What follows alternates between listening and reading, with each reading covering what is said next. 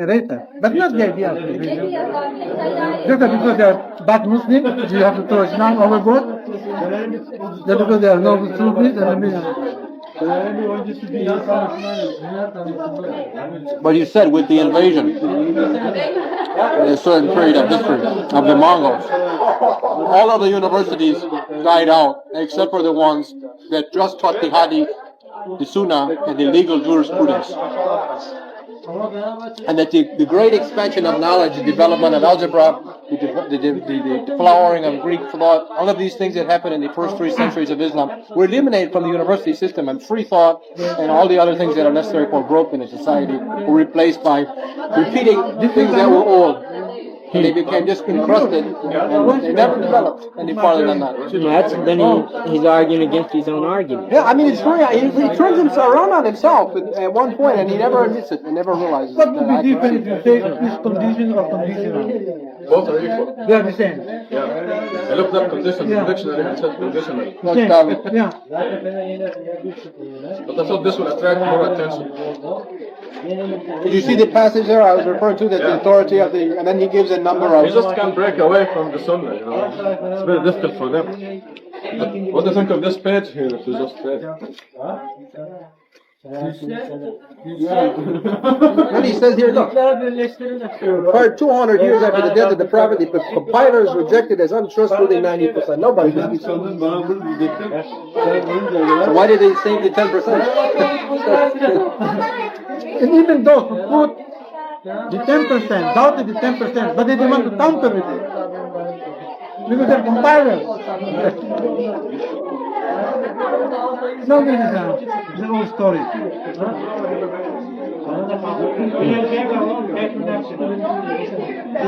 The same thing has happened in Christianity, where the word of the Pope has become equivalent to the word of the gospel. They've forgotten the gospel. It's not become church doctrine. Church doctrine is more important than the teachings of Christ.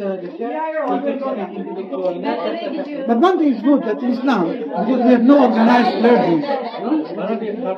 You know, you can always keep on doubting the Sajid and so on.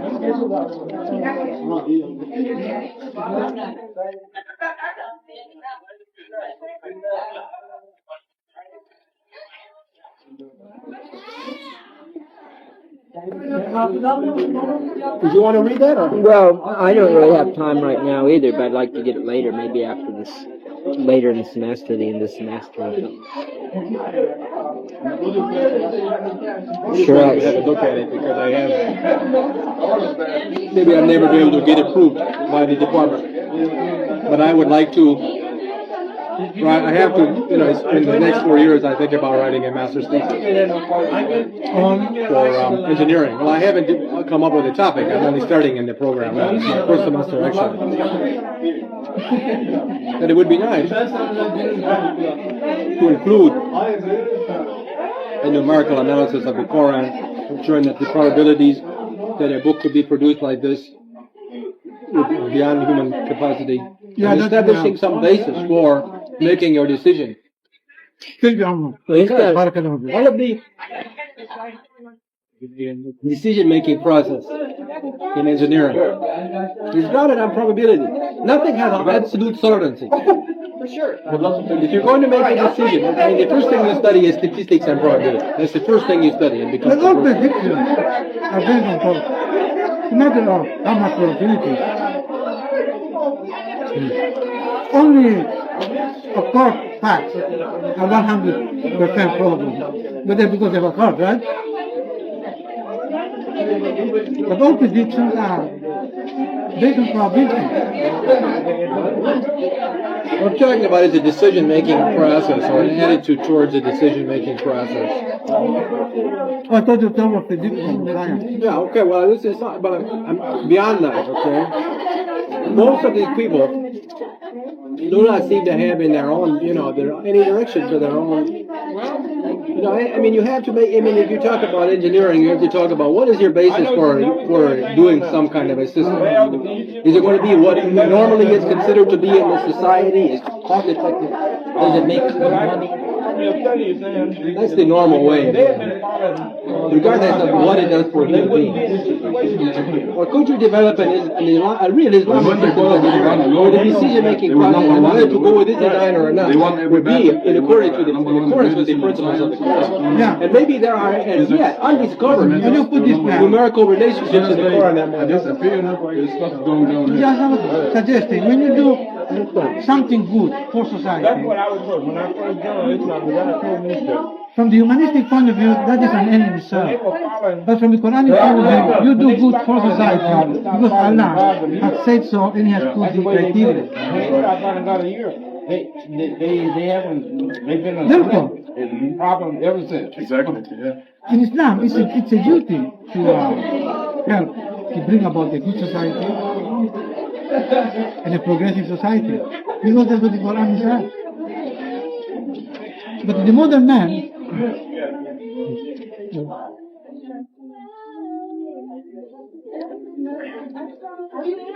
The mentality now is if you make profit, then that's it, by axiomatically it is good. It's what in philosophy we call utilitarian ethics, or pragmatic ethics. In the highly industrialized society, what makes money is equivalent to what is good. Whether it is good for the greatest number or not is something else. He's making a statement here. He makes a lot of It says Islamic democracy being idealistic and absolute value-oriented, the inner directedness of its political and technical elites generates a fit type of attitudinal response. He uses Ibn Khaldun for yeah. He relies a lot on Yeah. Ibn Khaldun. The elites are required to look upon power and authority as a trust. They are motivated through an inner compulsion to anticipate and gratify as far as I eat possible very slow. the latent, diffuse, and effective needs of the people before these become political Because I demands. don't know whether He's quoting somebody. No, that's a 80. It's a very good example. Alaikum salam. As if, God has nothing against the Prophet, but he's telling us don't follow his behavior.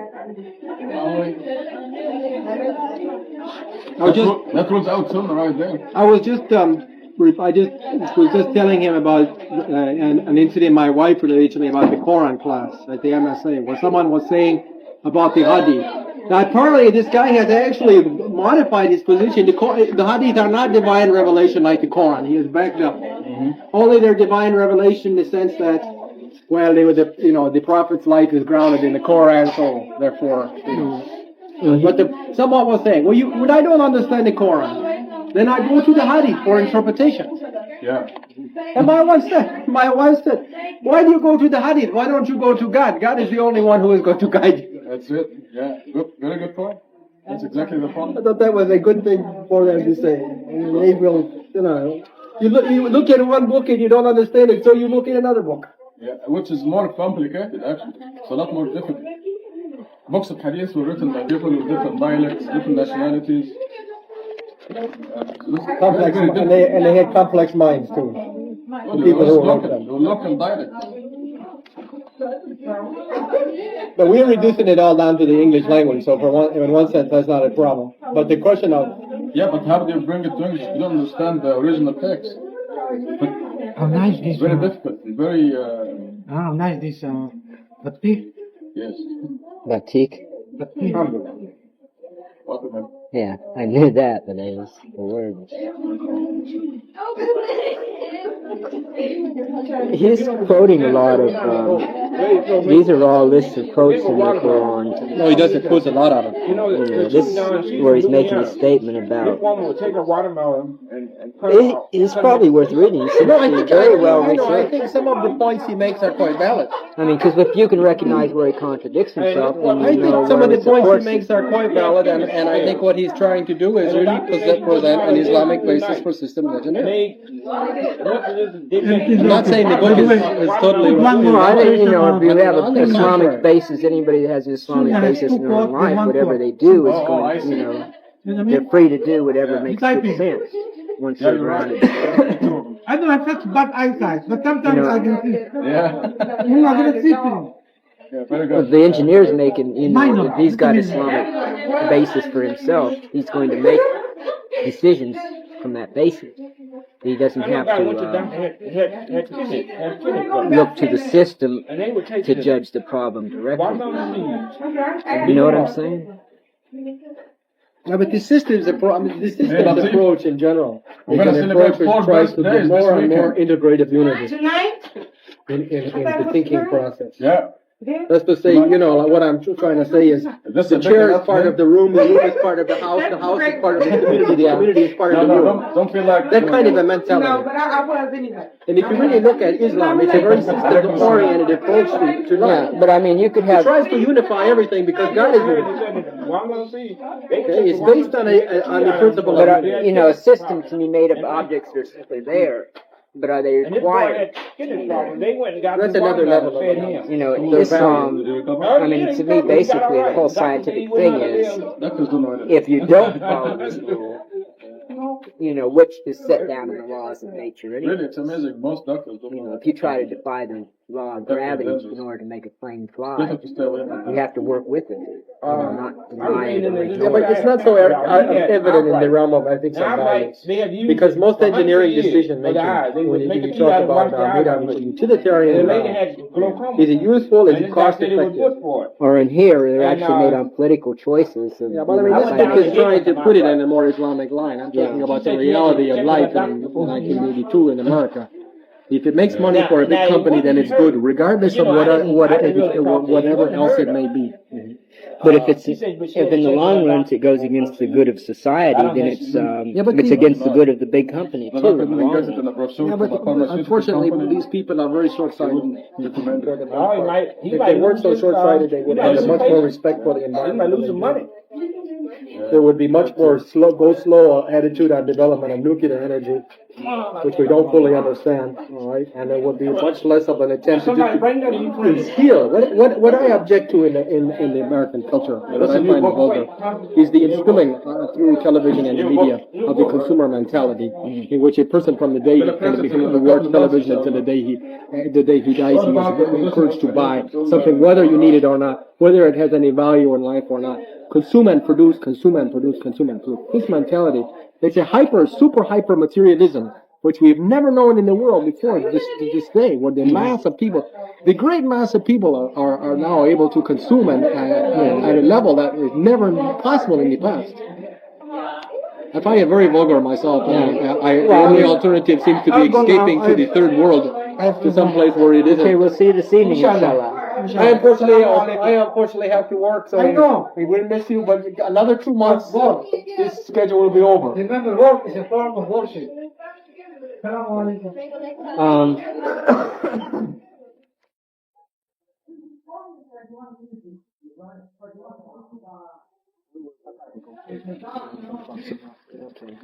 But you want to borrow it, let me know ahead of time. All right. I have to see what my, I've got Go to the university or...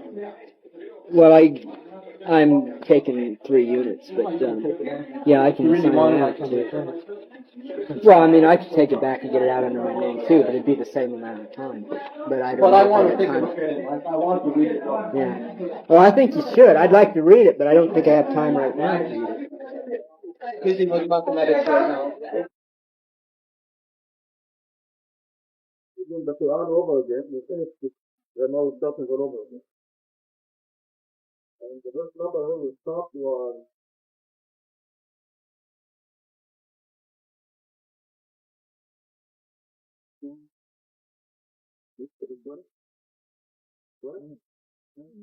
the life of faith, yeah.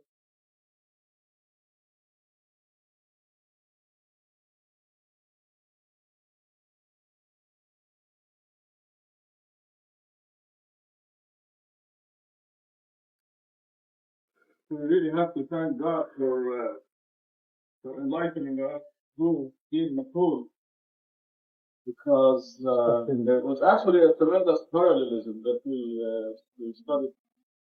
discovered last week between Al-Fatiha and Al-Baqarah, between the Surah number 1 and Surah number 2.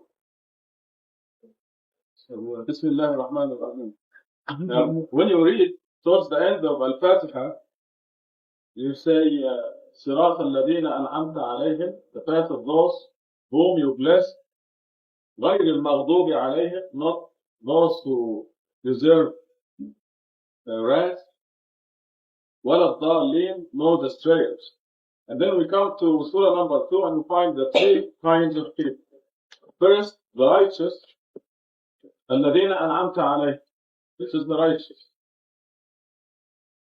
And then the disbelievers, this is غير المغضوب عليهم, the ones that incur or deserve wrath. ولا الضالين is the third group, the hypocrites. So now when we think of, I've been thinking about it the whole week, and some of the people came to me and said that now they have a whole new perspective when they're reading Al-Fatiha. Fatima was one of them. Because when you're reading Sirat al-Ladin al-Amti alayhim, you think of the righteous and all their definitions in Surah number 2. And then when you say غير المغضوب عليهم, you're thinking of the people, the disbelievers, who deserve wrath. ولا الضالين, the last word in Al-Fatiha, when you read it, then you think of the last third group as detailed in Surah number 2, which is the hypocrites. Now, when you think about it, الذين أنعمت عليهم, those whom you bless, are the righteous. This is easy. غير المغضوب عليهم, those who deserve wrath, are the disbelievers.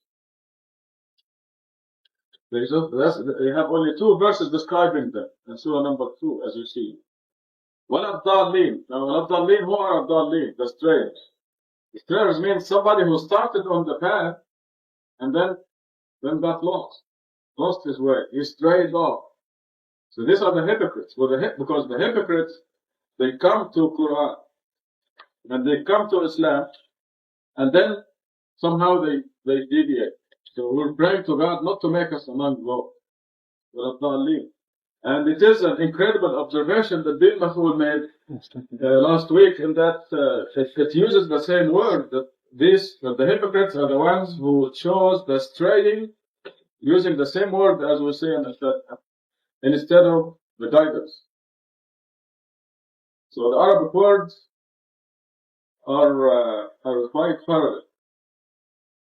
So now when you read Al-Fatiha, you have a whole new perspective, and you can see the connection, even though between Al-Fatiha and Al-Baqarah were 13 years and how many miles between Mecca and Medina, Marian, do you remember?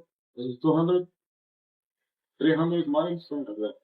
Between the first surah and the second surah are 13 years and 200 miles. But you see the connection that is absolutely very watertight. But it only proves that the whole thing was considered, not because of one. Exactly. So that's I think one of the miracles. Sure. It proves that the Quran was actually written down before the creation of the heavens and the earth. But it was revealed on occasions. Like when the Prophet turned away and frowned from the blind, poor person. Now this was written before Muhammad was ever born. But it was revealed immediately after he did that. It was released right after that. The description of the Battle of Badr, it was written before the earth was created, but it was revealed immediately after the Battle of Badr. And so forth. So the revelation of Quran over a period of 23 was scattered, and the verses and the surahs were separated in time and place. But the whole Quran, like Bin Mahmoud said now, was written down before the creation of the heavens and the earth. So, yes. I don't want to take our time, but can I elaborate on what you said just now? I made some notes here, so cannot depend anymore on my memory. I'm getting old. What I'm going to say is just something to think about. I'm not pushing it because I'm not very sure of it myself. But I think if Allah desires, we don't go unnecessarily into error. I would like to point to verse 6 of Surah 1. In Arabic it is اهدنا الصراط المستقيم. just like you've been thinking about this for 1 minute, I have been thinking about for 1 week. Is this word mustaqim? All the translations I've seen are either straight, road, or right. They mean the same actually. And that's one thing that's very good in English. When you say he's on the right path, he's on the correct path, he's on the straight path. Now, I think ordinary Arabic also, if I remember right, my father, they used to say, well, oh, it's the right path, the straight path, the correct path, or the path that you ought to go, or the true path, so on. Now, I was studying the root. The root, and yes, well, you'll have to help us. The root of mustaqim. And I found out that there are 2 letters, T, Ka, and Ka. So what entered my mind immediately, although this is where I'm not sure that I'm correct, is T and Q is also found in taqwa, which is righteousness. So I said, well, consult the dictionaries. So I went to the arrangement of taqwa. Taqwa, there are many versions. Talks of taqwa as righteousness, and this is the most normal translation, so and so. But I never found the word mustaqim under the heading of taqwa. So I say these are ordinary dictionaries. I'll go to a Quranic dictionary by Penrite. The same thing. Under taqwa, which is righteous, you do not find the word mustaqim as one of the verbs. So I went to straight, or the verb qawama or qama. And very interesting, for the word qiyamah, you know, also the day of qiyamah is the day of resurrection, because that's the day when you will Stand up. you will stand up. Also, when you say takbir, that's qiyamah. And also, and so on. Qiyamah really also means istighfar. And this dictionary says, but this is what he says, the man, the Quranic dictionary. He says, mustaqim is based on the root qawama, means to stand up. But he says, in the form it means righteous. So I was thinking that in the development of it seems that these roots in original Arabic meant the same. T and Q meant straight, righteousness, and so on. But as Arabic became more and more literary, then it acquired new meanings. And so maybe a guide to us is always try to go to the root. Now, if this dictionary is correct, if he puts mustaqim under straight and so on, number 6 can be read as follows. It's just supporting the division that we have. We're asking Allah, guide us in the path of the righteous. Mm-hmm. I'm supporting our, like a lawyer now. The path of righteousness. Yes, guide us on the path of righteousness, the path of those whom you bless, not those of the hypocrites, not that of the disbelievers, nor of the hypocrites, which, as we say now, is the deep, going deeper into the understanding song. However, there is something that has bothered me, but I think in my own modest way, I would like to share it with you. Looking at the versions of, it's very good, this one of this Manar, the Tafsir of Manar of the Egyptians, Ibn Zamakhshari, they all seem to be a little bit hesitant in making a difference between those who deserve wrath and the slaves. A lot of the discussions has gone on the difference between these, but none of them has hit what we have been able to get. None of them, as far as I know. Maybe none of them. This is very new. Zamakhshari, Baidawi, Ibn al-Athir, and Manar, which is only the last century. None of them say that the answer is on the next page. But they give us a lot of distinction between those who deserve wrath and those who are astray. I think the confusion or the inability is that we must not look at the hypocrites and the kuffar, like disbeliever, as completely separate. If we think that they are two different groups, we will not be able to understand the Quran. Now, be patient with me, please. Let us go to chapter 2, verse 8. These are the hypocrites.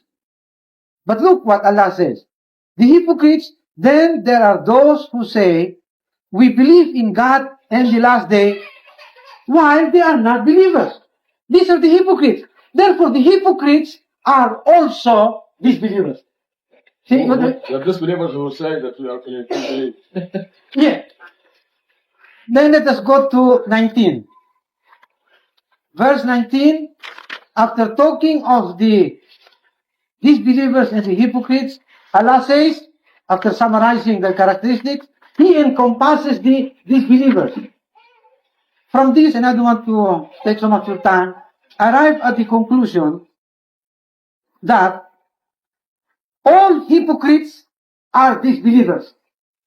But not all disbelievers are necessarily hypocrites. Because there are some people who say immediately, I do not believe, and they mean it. Yes. And so, to use the language of mathematics, the hypocrites form a subset of the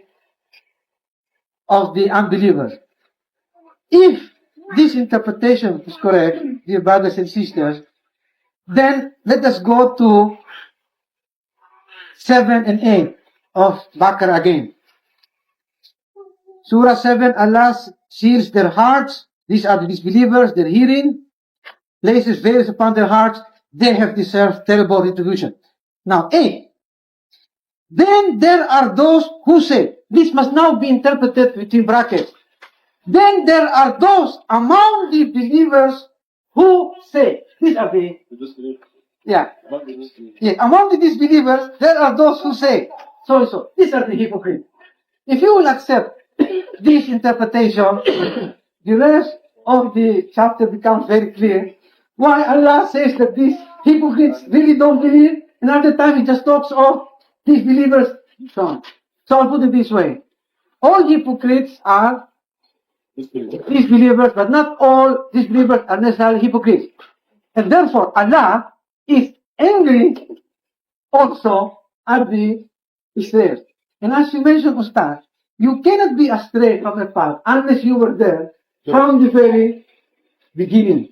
And that's why they have to be in the lowest or hottest part of hell. Number jeopardy. Because they saw the straight path and There is no excuse. They are those who are really ungrateful.